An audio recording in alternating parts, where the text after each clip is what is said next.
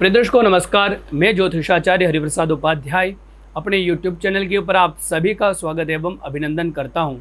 सर्वप्रथम अनंत बलवंत हनुमंत लाल जी के पावन चरणों में प्रणाम। भगवान श्री सीताराम जी को प्रणाम करते हुए मीन राशि वालों के लिए यह विशेष कार्यक्रम हम लेकर के आए हैं शनि को लेकर के।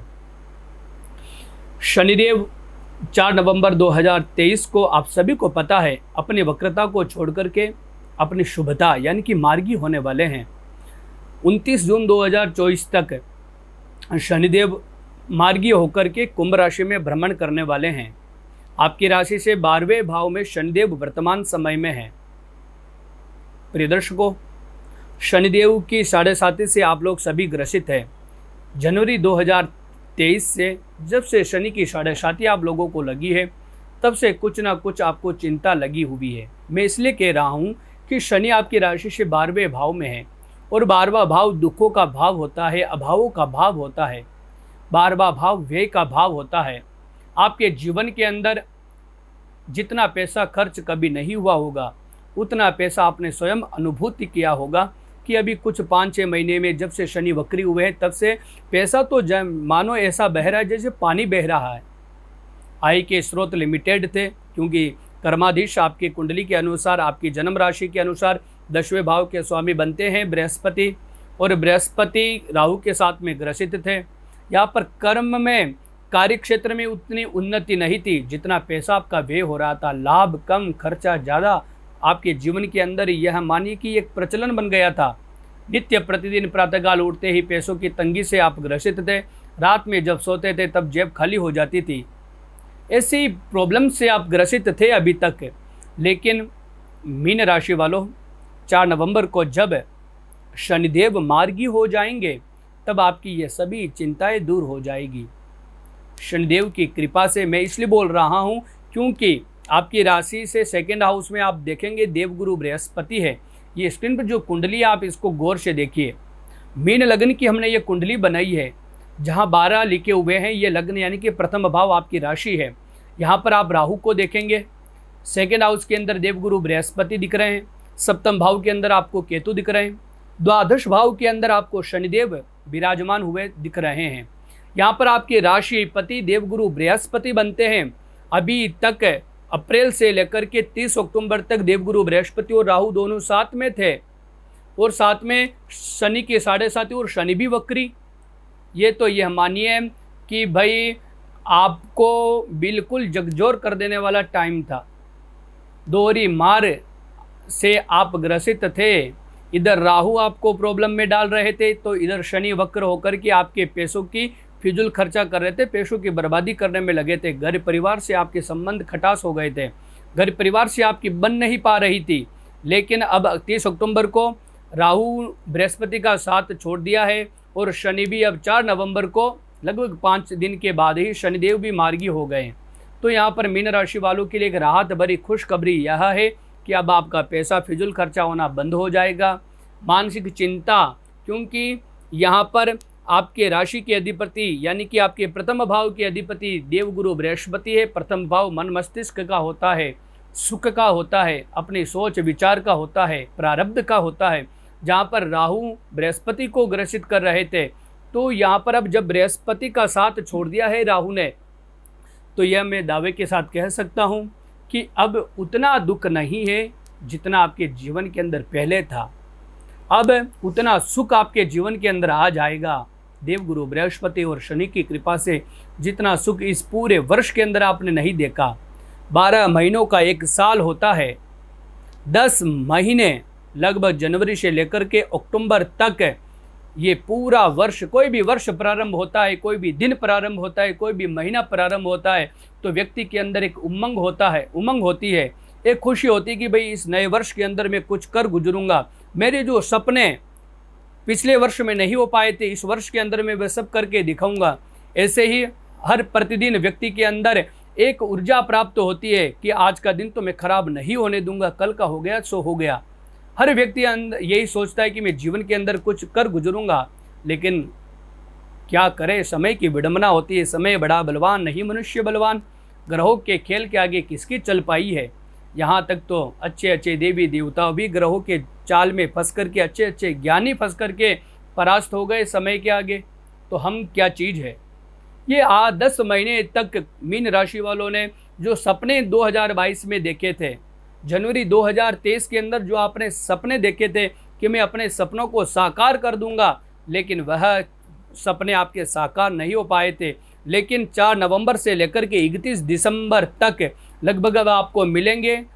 आपके जीवन के अंदर 56 दिन इस वर्ष के बचे हुए हैं। तो शनिदेव की कृपा से और बृहस्पति की कृपा से जो पूरे वर्ष के अंदर आप नहीं कर पाए थे, वह कार्य आप 56 दिन के अंदर कर पाओगे। और आप अपने समाज के अंदर, सोसाइटी के अंदर, परिवार के अंदर, इष्ट मित्रों के अंदर, कार्यक्षेत्र के अंदर, आप अपनी कम्युनिटी के अंदर उन लोगों को प्रभावित और उन लोगों को आप अपनी ओर आकर्षित कर पाएंगे कि यह व्यक्ति ऐसा भी कर सकता है, इसके अंदर इतनी ताकत है, इतने इनके अंदर शौर्य पराक्रम है, इस व्यक्ति के अंदर इतना पुरुषार्थी है। शनिदेव की कृपा, अद्भुत कृपा आप लोगों के ऊपर होने वाली है। चिंता करने की बिल्कुल जरूरत नहीं है मीन राशि वालों। यहाँ पर लग्न में राहु उपस्थित है। मैं हर बार कहता हूँ, मीन राशि में, मिथुन राशि में, कन्या राशि में शनि कभी भी खराब नहीं होते हैं। यहाँ पर राहु मीन राशि में कभी भी खराब नहीं होते हैं। इस बात का हमको विशेष रूप से ध्यान रखना होगा।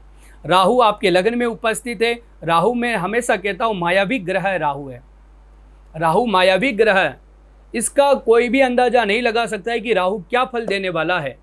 राहु का कोई पता नहीं लगता है क्योंकि ये छाया ग्रह कभी दिखाई देते नहीं है। लेकिन राहु वह सब कुछ दे देता है जिसके बारे में हमने कभी कल्पना नहीं करी। अकल्पनीय ग्रह राहु को माना जाता है।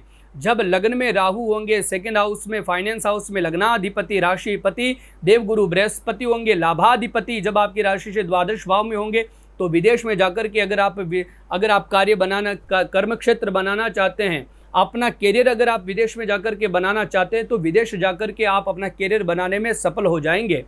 विदेश की अगर आप यात्रा करना चाहते हैं, बार बार आप अपनी फाइल अप्लाई करते हैं, बार बार आपको वहाँ से निराशा प्राप्त हो रही थी, लेकिन अब विश्वास मानिए, शनि की कृपा से शनि वायु के कारक देवता माने गए हैं और द्वादश भाव विदेश का कारक माना जाता है। जब शनि मार्गी हो जाएंगे और लाभ की अधिपति यानी कि आपकी इनकम के अधिपति होकर के विदेश हाउस में होंगे, तो यहाँ पर आप विदेश भी जाएंगे और विदेश जाने के बाद मौज मस्ती नहीं करेंगे। विदेश जाने के बाद आपका कैरियर भी सेटल होगा और वहाँ से आप अच्छा पैसा भी प्राप्त कर करके लेकर के आप आने वाले हैं। प्रदर्शकों, शनि की तृतीय दृष्टि बृहस्पति के ऊपर है, फाइनेंस हाउस के ऊपर। मैं हर बार कहता हूँ, जब लाभ के स्वामी की दृष्टि आपके फाइनेंस हाउस पर पड़ती है या फाइनेंस हाउस के स्वामी की दृष्टि एकादश भाव पर पड़ती है, तो यह आपकी ऑल ओवर फाइनेंशियल कंडीशन में ग्रोथ ले आते हैं। यहाँ पर आप देखेंगे एकादश भाव 11th हाउस के स्वामी शनि हैं, जो द्वादश भाव में बैठ करके तृतीय पूर्ण दृष्टि से फाइनेंस हाउस को देख रहे हैं। यहाँ पर लग्न का फाइनेंस हाउस में होना और लाभ भाव के स्वामी का फाइनेंस को देखना, यह मानिए आपके जीवन के अंदर पैसों की तो बौछार होने वाली है। जो पैसा इन 10 महीनों के अंदर आपने नहीं कमाया, इन 56 दिनों के अंदर उतनी संपत्ति प्रभुता आप प्राप्त कर लोगे। ये मेरी गारंटी के साथ मैं आपको कहता हूँ। अगर आपकी कुंडली में शनिदेव अच्छी पोजीशन पर है, अगर कुंडली में, जन्म कुंडली में शनि अच्छी पोजीशन पर नहीं है, तो आपको एक बात का विशेष रूप से ध्यान रखना है, शनि की आप आराधना करें, शनि की पूजा करें। वैसे भी शनि की 7.5 आपको चल रही है, शनि की नित्य प्रतिदिन आपको पूजा करनी चाहिए। और ओम प्राम प्रेम प्रोम सह शनये नमः, इस मंत्र का अधिक से अधिक बार आपको जाप करना चाहिए। शनि की पूर्ण दृष्टि आपके भाग्य भाव पर भी गिर रही है। जब शनि मार्गी होकर के भाग्य भाव को देखेंगे, मैं हमेशा कहता हूं कि शनि अगर नवम भाव से संबंध बनाते हैं तो ये एक अद्भुत संयोग बन जाता है, क्योंकि नवम भाव भाग्य का होता है, नवम भाव धर्म का होता है, नवम भाव पिता का होता है। तो यहाँ पर जब शनि अपने पूर्ण दशम दृष्टि से नवम भाव को प्रभावित करेंगे, तो आपके भाग्य में वृद्धि कर देंगे। आपके विदेश यात्रा के और अद्भुत परिणाम आपको देखने को मिलेंगे। यहाँ पर आपके पिता के साथ आपके संबंध मधुर बन जाएंगे और आपकी बुद्धि पूरा धर्म में लगेगी। अभी तक शनि वक्री होकर के बैठे हुए थे, आपकी बुद्धि कुबुद्धि हो गई थी, पापाचार व्यभिचार में आपकी बुद्धि, व्यसन में आपकी बुद्धि लग चुकी थी, आपका पैसा फिजूल खर्चों में, व्यभिचार में या फिर व्यसन में खर्च हो रहा था, आप अपने पैसों की वैल्यू नहीं समझ रहे थे। लेकिन शनि मार्गी होते ही आप अपने पैसों की भी वैल्यू समझेंगे। आपका पैसा सद्कार्यों में खर्च होगा, धार्मिक कार्यों में, मांगलिक कार्यों में आपका पैसा खर्च होगा। प्रिय दर्शकों, वैसे ऑल ओवर मीन राशि वालों के लिए शनि बहुत अच्छे रहने वाले हैं।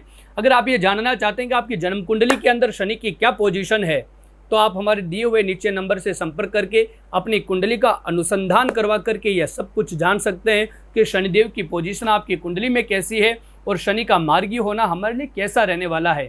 तो दर्शकों, अभी के लिए बस इतना ही। मैं आप सभी से विदा लेता हूँ। एक बार पुनः आप सभी को नमस्कार, जय श्री हरि।